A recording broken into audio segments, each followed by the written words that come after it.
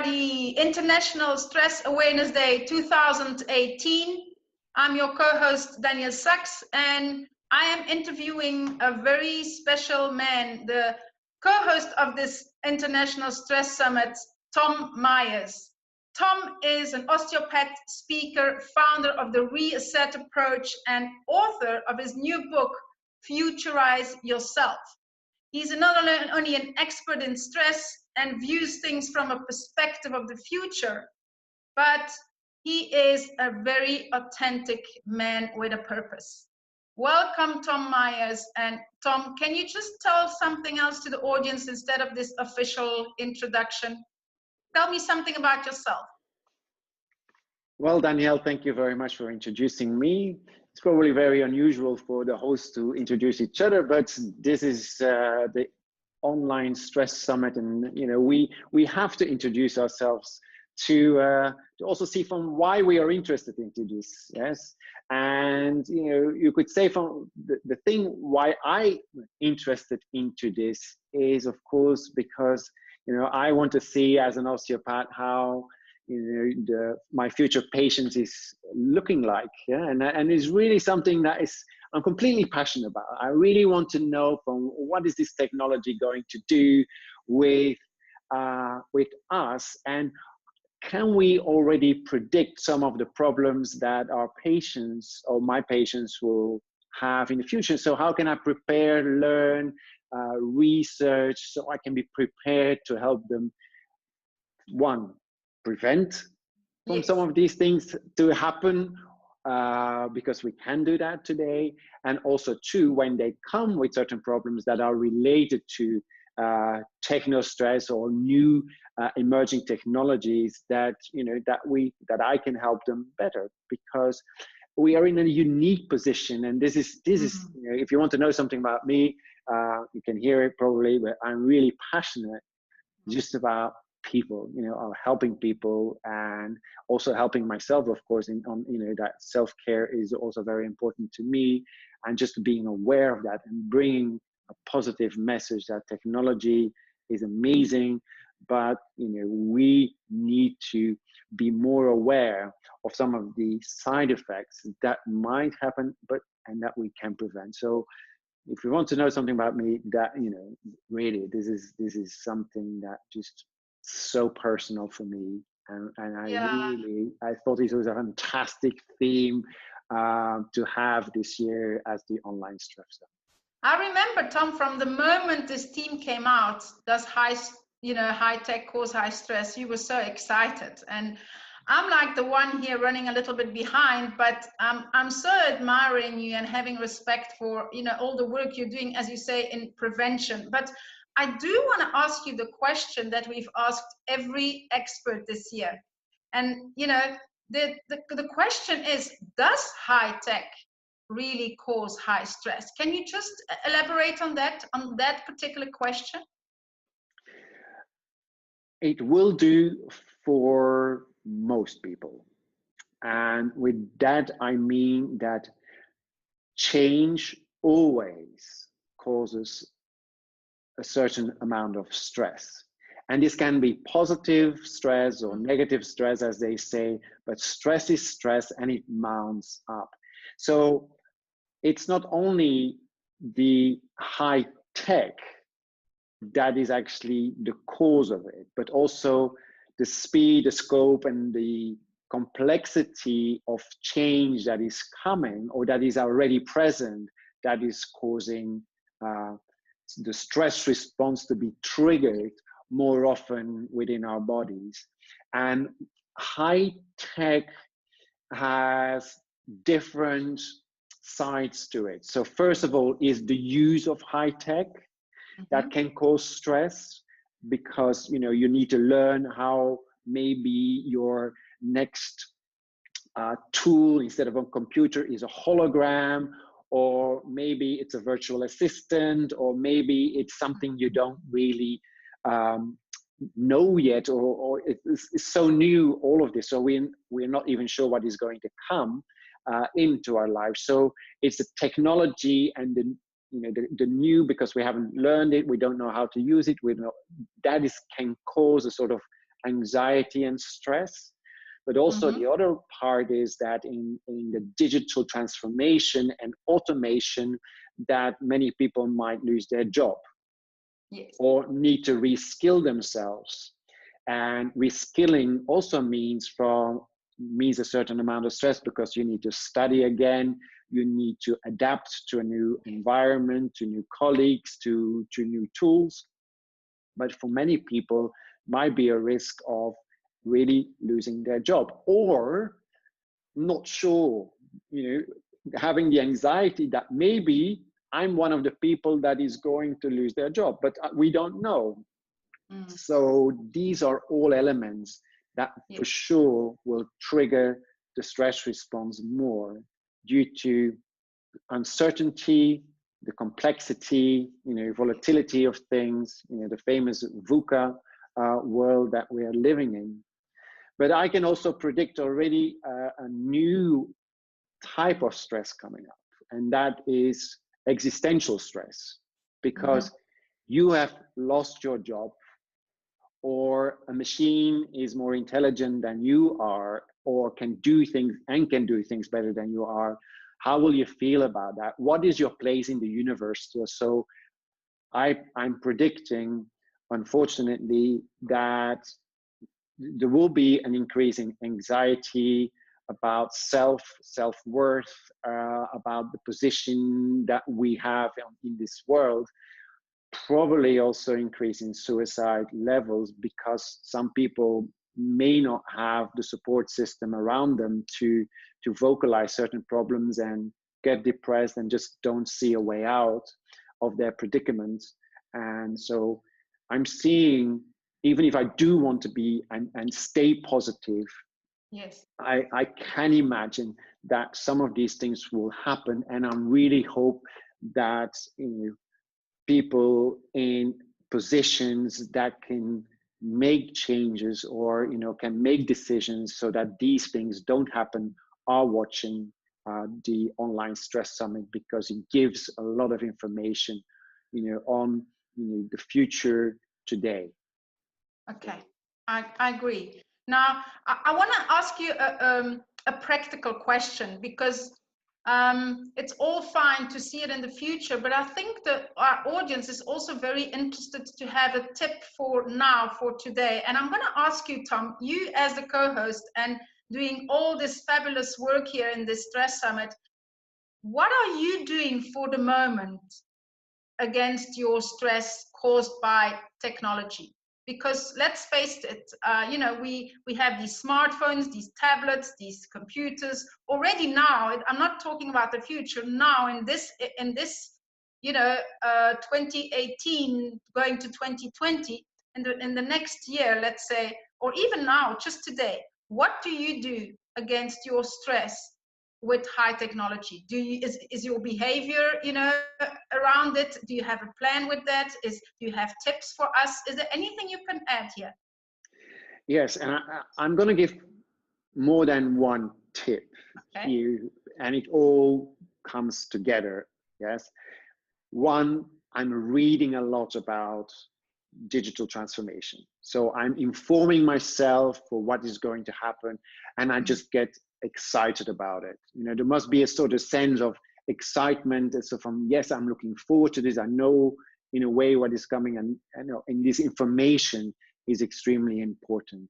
And it's also one of the things that I was glad that the CEO of Google Belgium, Thierry Geerts, who I was able to ask a question a couple of weeks ago, and he also said from the first thing is about information, and I need to get information, for myself, but I'm also the one that is going to share information with others. And this stress summit is one of them. And also, the blogs and the writings and the presentations on that digital transformation without stress is something we do. So one thing is information, so that I know what is coming, and then I can start thinking about it, how to do that. The second part of that is that something that already started 18 years ago is, I'm working within my potential, and within my purpose of being. So I found 18 years ago in a life crisis that, I'm born to be a therapist, a communicator, a teacher, a traveler, and somebody who does research. So if that's in my life, I will have a basis for health and well-being and calm, and also much more adaptable to the fast-changing future. So that's also helping me to be more resilient in a fast-changing world, because I'm exactly, me. Yes. Okay, in a daily practice, it will be breathing exercises. Then I do also come to work by bicycle, so I do a little bit of sports every day, which is 15 kilometers in total. And currently, I'm also doing a little bit more self-care exercises, stretching, and started tai chi, because I feel that my body just need that kind of moment of rest and alignment with myself without the technology. And that is also something. So are you saying you're taking specific moments in your day that you exclude technology? Is that what you're saying? I do, but they are random. It's not that I say from at 12 o'clock I will do this. It's not like that, but I include it into my daily routine, that I do certain things for me where technology is not involved, and that I just try to work on, on opening my body, on allowing my body to relax profoundly and consciously. But it might be a minute here, 2-3 minutes, 5 minutes there. My yoga, my tai chi, of course, it takes a little bit longer, but I would do like the movements up to what I've learned, and do that 2 or 3 times in a row, and then go on, and that really helps me to deal with the fast changing world because it all comes back to me, my body. My body is a vehicle, so I know that I need to prepare my body to be able to be more resilient, flexible, have more space, that my body feels more vibrant towards to cope with the challenges that it faces every day. Some of the known challenges, but most of the challenges are the ones that I probably am not aware of, that are influencing me. Wow, that's a whole package you gave me. I asked 1 or 2 tips and you give me a whole plan, or amazing and very practical. Thank you for that. Now, also another question that I have, I'm a grandmother. I mean, I have 2 gorgeous little grandchildren, and you are a specialist and expert in the future. So I'm just going to ask you that question. What do you think that what levels of stress will my grandchildren have, like, let's say when they are teenagers or young adults, let's say in 20 years time? Do you think people will be, that generation will be more stressed, will need more self-care and all these, techniques to relax and all that? Can you answer that? That is a very good question, and you're going way ahead. So you're talking about, you were asking about 20 years from today. You're the specialist, Yes. So we know that in the next 20 years, there is going to be more changes than the last 300 years, because technology and the technological development is exponential. While we human beings, we are not exponential at all, unless we upgrade ourselves, which will be possible. Of course, the question is, do we want that? Do we want to integrate technology within our body and say, have a chip that into our, that triggers our autonomous nervous system, or triggers certain hormones like serotonins or dopamines to be a bit more relaxed in general. So one of probably the stressors will be do I choose that or not for for your grandchildren? Do I stay human or do I become transhuman? That might be one of the questions. At the end of the day, change, as we said before, is always stressful. They will go through a lot of change, although they're more used to the level of change, because they're faced with it from a young age, that they have to adapt. And hopefully educational systems and the environment will follow a little bit of trend. So it will be a bit more, weapons to that. In many ways, we could also look at the future and say, but technology will help us to be like an autonomous nervous system that will take over many of the things that stress us today. Yes. So it may be also taking stress away. Okay. The big point of that not to forget is that children especially may not forget that the body has certain needs. The brain has certain needs, which is use it or lose it. Your body needs to be trained. Your body needs to have a sort of resistance to grow. We as people need resistance to grow. If you take all of that away, what's left? So might be that the brain shrinks. Now that is not a very good thing at all, because it will make us in a way more primitive within a more advanced world. That's like a conflict. That's a contradiction almost. That's a contradiction. So we must make sure that definitely children, one, are more in tune with their body and with feeling, with their feelings, because feelings are one of the great parts to be able to do something, to make it better, that they kept being stimulated to create brain links and patterns. It's already changing due to the mobile phone use. When they use it like this, the part of the brain that is the thumb is increased, but they've also seen that this changes the way they think. So not only does it make a difference in the part of the thumb in the brain that is bigger, but also it translates in, they think in different ways than we do. So all of this, yes, I believe that in many ways they might experience more change and stress.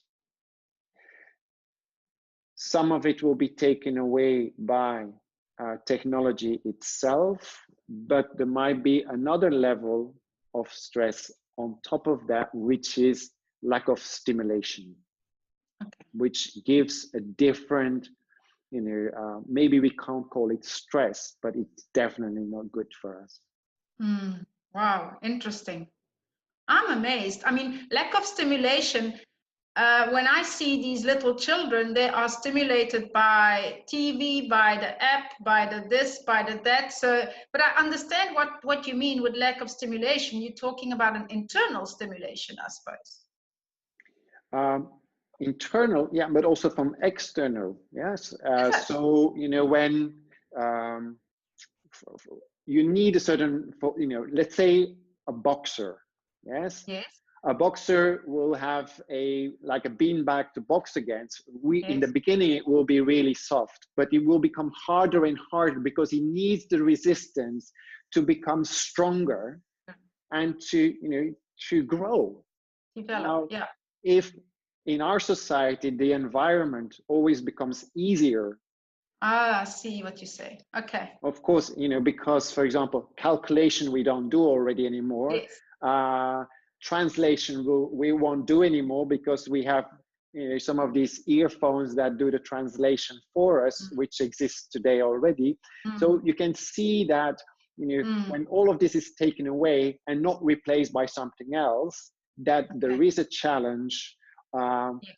And the challenge is that our brain wiring changes and also maybe becomes weaker, and that the brain actually shrinks. It has already shrunk with a tennis ball size of matter since prehistory or something like that, because we don't need it. But how much more can we lose? We don't know.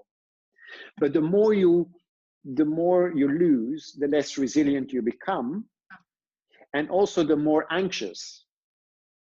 So anxious also has a consequence on how you deal with the environment and with variety, with culture and so forth. So I can see that stress, if not controlled, that we don't stimulate us with a lot of experiences, that we will become very narrow-minded, and it's all about the protection of oneself.